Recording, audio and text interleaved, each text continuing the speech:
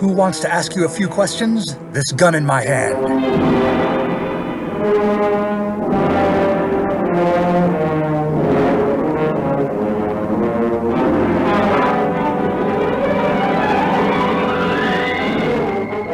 In a musty boiler room in the basement of an empty school... Is this a rerun? No, I see, it is different. In a musty boiler room in the basement of an empty school, a lone figure stuffs rolls of counterfeit skee-ball tickets into paper bags. Falk, Zildjian! I lock up 2 hoods for printing counterfeit skee-ball tickets, and next thing I know, here's another hood filling the empty position. Don't you mugs ever learn? Gosh, I'm sorry, Mr. Zildjian. I didn't know how else to contact you, so I put out the word that someone was printing forged tickets again. I was hoping to ask you a few questions. You expect me to believe you're not breaking the law down here? No, sir. Look at the tickets. They have the picture of Lucky Limburger, the party mouse, but they all say void, non-negotiable, do not redeem for prizes, put down that plush cheese slice, stop, what are you doing, this ticket is not real. I wouldn't have thought you could fit so much text on each ticket. I lured you here to do a quick interview, if you don't mind. Oh, I recognize you. You're Jimmy Molson. Aren't you a clicker for the Daily Metro? No, sir. Lemmy Jolson's the name. I'm a content creator for Cub Reporter Media. Is that a newspaper or magazine? It's part of the Daily Parabellum Media Group. There's so many papers in Parabellum City, I lose track. Is Falk Zildjian your real name? No, it's my public name. I haven't told my true identity to a butler or valet or girlfriend or Aunt Agnes, so there's no one to spill the beans. And I'm not about to tell it to a reporter. Note to self, look up every woman in Parabellum City older than 40 named Agnes. I bet I can guess your real name. Are you Garth Kelvin, the crime reporter? No. Crusading prosecutor Jensen McVitie? He's a public defender, but no. Are you wealthy playboy and publisher Rit Breed? No. Wealthy playboy and philanthropist Matt Ban, owner of Waning Enterprises? No. Silvio Manchin, the robber baron with holdings in steel, bauxite, and shipyards. You shouldn't say that word in mixed company. I said shipyards, ships, big boats that transport steel and bauxite. No, I'm not Silvio Manchin. Nice guy, though, when he's sober. Wealthy playboy Lamont Cranford? No. Chuck Epstein, the milkman. Ha! You're Chuck Epstein, the milkman. You shouldn't have responded to my guesses. I'm not Chuck Epstein. Why does everyone guess I'm the milkman? Anyway, Epstein moved to Nova Scotia. Bad guys kept attacking him for some reason. Because his mother was a villain. She called herself Lady E, also known as Madam E, also known as Ma'am E. I remember. She was only active for a couple years before cops put her away. Never use your real initials in your nickname. What's your nickname, then? It's just Falk Zildjian. That's the only name you'll get. Sounds like a missed opportunity. You could take a name that highlights some skill or ability you have. You could be Quick Draw, because everyone says guns just appear in your hand. That one criminal told the Sentinel you were naked and produced a gun out of the blue. You couldn't have pulled it out of a pocket. Don't believe everything you read in the paper. That guy is a known smoker of jazz sticks. Then you could take a name that sounds intimidating. Beefsteak, Hippodrome, the Modulator. Or combine a color in some animal like the Scarlet Scorpion, the Mauve Mollusk. This is why I didn't pick a colored hero name. I mean, a name with a color. Shh, let me write this down before I forget. I think I'm going to become a hero. The Velvet Mollusk. Are we done here? I'm going to keep a few of these tickets if you don't mind. This printing press can't be yours. Did you have permission to print these? I printed them legitimately at the Daily Parabellum office. Just a few more questions. I heard you gained your powers in some far-off exotic land. Was it China or Tibet? No.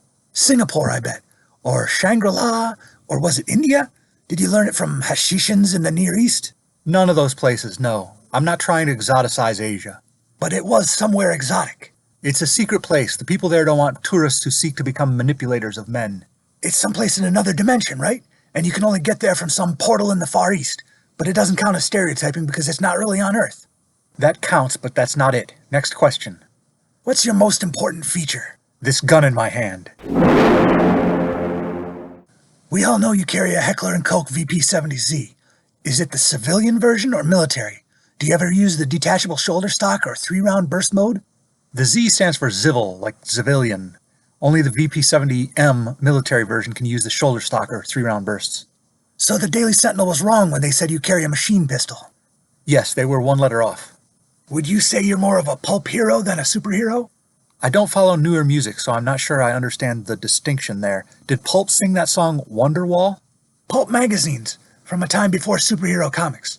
Pulp heroes had less flamboyant costumes and fewer superpowers. Don't tell me you never read superhero comics. I've seen a few of them. Spy Smasher, the Black Terror, the Green Llama, the Phantom. I guess those ones count. Do you have a calling card you leave behind? A mark or symbol? The Emerald Ash Borer leaves a printed card with his emblem on it. I told the chief we should start a sideline printing calling cards and other ephemera for masked heroes. Pamphlets, manifestos, for all your discreet printing needs. No, I don't think I need a calling card, Lemmy. Can I make a suggestion for what could be your calling card? Okay. The Ace of Spades? I'll think about it. Can you tell us what rackets you've brought down lately? Obviously, there were the skee-ball ticket counterfeiters. I heard you negotiated an end to a shootout at a grocery store, and you were on the trail of someone rigging a radio quiz show? I've heard there's been a lot of pinball gambling parlors raking in the dough lately. I'd love to clear them out of Parabellum City. How do people even gamble on pinball machines? If you like to gamble, I tell you... No, it doesn't matter. I don't need to know all the ins and outs of how it's done. I hope you're not put off by this last question. We should really address the elephant in the room. That's okay, Lemmy. I knew it was coming. The Second Amendment means... Are you sponsored by the Zildjian Company, makers of cymbals and percussion instruments? Or is there some metaphorical meaning to your choice of that name? No, I chose this name for reasons that must be kept secret. Because it's your real name? No. Who's that at the window? They're gone. Lemmy, where are you hit? Did you see who it was? Green mask. It was the Emerald Ash Borer. I can't tell if you're having a hard time breathing or if that's your normal raspy voice. Dying. I know who he really is. Wealthy playboy and pub... Pub owner? There must be dozens of pubs and gin joints in Parabellum City. This is going to require some shoe leather and more than a few ginger ales to track him down. But I'll do it, Lemmy, in your memory. Will you write up my interview too? I'll try to remember it all. Are you going to be okay? Lemmy? No, I think that's a no.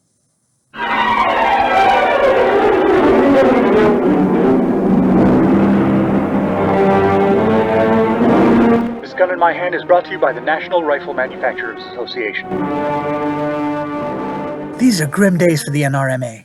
One president of the organization gets kicked out and blows the whistle on the previous president's corruption. Donations have been way down, lots of lawsuits. I wish there was something we could do to raise money for them. Hey, kids, let's put on a show. Yeah. That sounds swell. Oh, boy. With singing and dancing and bright backdrops and lots of guns. All proceeds can go to the NRMA. We could do gunpowder and lead. Hey, Joe, where you going with that gun in your hand? Happiness is a warm gun. Love gun. We should do songs from way back before those. We'll call it Our Gangbusters Follies of 1936. We could do Pistol Packin' Papa by Jimmy Rogers, I Surrender Dear by Bing Crosby. How about Stagger Lee or Frankie and Johnny? Those were old-timey gun murder songs. I wish we could do Mac the Knife, but that's a little off topic. Maybe there's some other songs from Three Penny Opera that mention firearms. How about John Lee Hooker? Boom, boom, boom, boom. Hit me with your best shot. That's not old-timey. It's from way before I was born. What's that song that says, a pair of 45s made me open my eyes? No, wait. I shot the sheriff. Shotgun. Goodbye, pork pie hat. What's that got to do with guns? It's about shooting a guy in the head and his hat comes off. How about the theme from SWAT? That would be swale, but it's just an instrumental. I don't think the audience would get it. Even better, the theme song from MASH. Those doctors never even carried guns. Plus, we just said no instrumentals. It does have lyrics. The real title of it is Suicide is Painless. That could work. We can use that to set a somber mood as the second to last song. Then we bring the house down with a boisterous showstopper. Hey man, nice shot. All these gun puns are okay, but what about an actual musical? We could do Miss Saigon, but with real guns. There aren't that many guns in Miss Saigon. He's on the right track, though. It's not a show without show tunes. I know how we can use lots of guns and send a real message. Death Wish the musical. I love you, Billy. Let's make it a series of musicals. I want to do Annie Get Your Gun. I want to do the sequel. Johnny Got His Gun. We could do a non-musical scene demonstrating the idea of Chekhov's gun. I'll start researching which models of rifle and pistol he was hypothetically talking about. Come on, kids. It's too early to start celebrating by shooting holes in the sky. We have work to do. It wasn't me. I didn't do it. Petey, what are you laying around for? Green mask. It was the Emerald Ash Borer.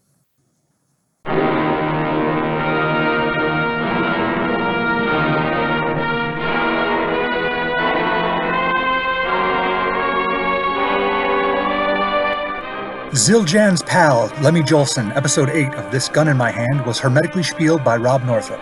Please rate and review everywhere you can. Go to thisguninmyhand.blogspot.com for full credits, details on how to subscribe, and to buy my books. My short story collection, Little Heist in the Big Woods and Other Revisionist Atrocities, is for sale in PDF format. Who knows if you've been bad or good? This gun in my hand.